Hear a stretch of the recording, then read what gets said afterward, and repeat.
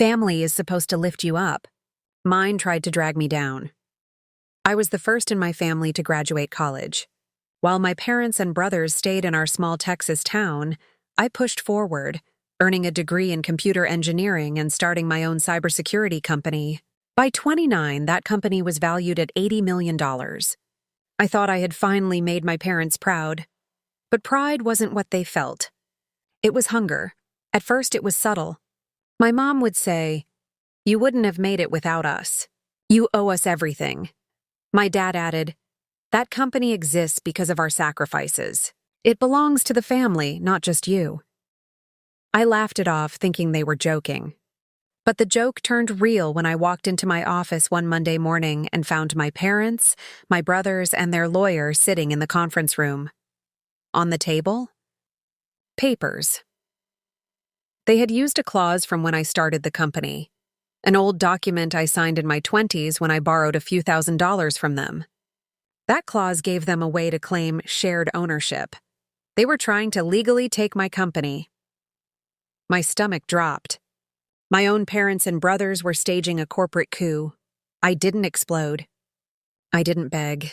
I signed the papers they pushed in front of me, my hand steady. They thought they had won. They thought they had stripped me of my life's work. But what they didn't know was that I had already prepared for this moment.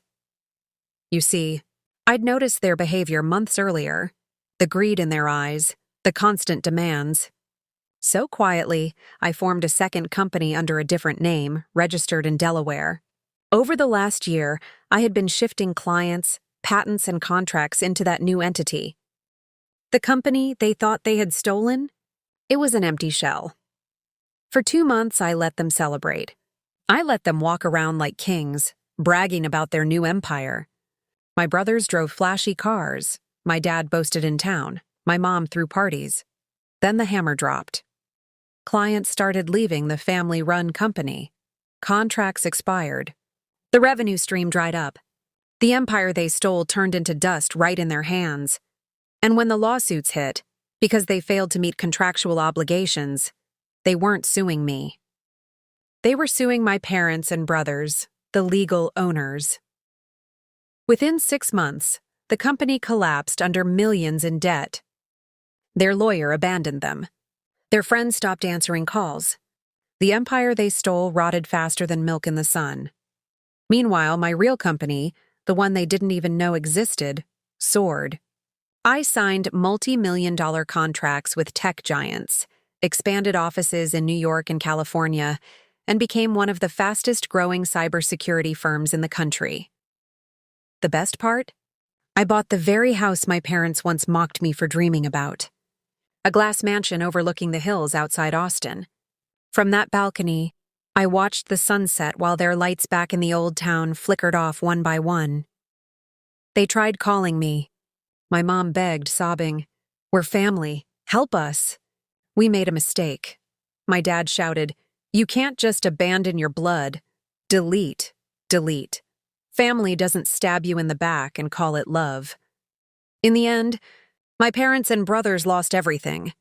Their reputation, their finances, their dignity. They once told me I was ungrateful. But now, when people in town whisper their story, one word follows their name. Greedy. And me? I didn't just win. I thrived. So here's my lesson for you. Family betrayal cuts the deepest, but it also teaches you the sharpest survival. When they try to take everything, don't just protect yourself. Outsmart them. Make sure when they think they've beaten you, they're already holding ashes. If this story shook you, don't just listen.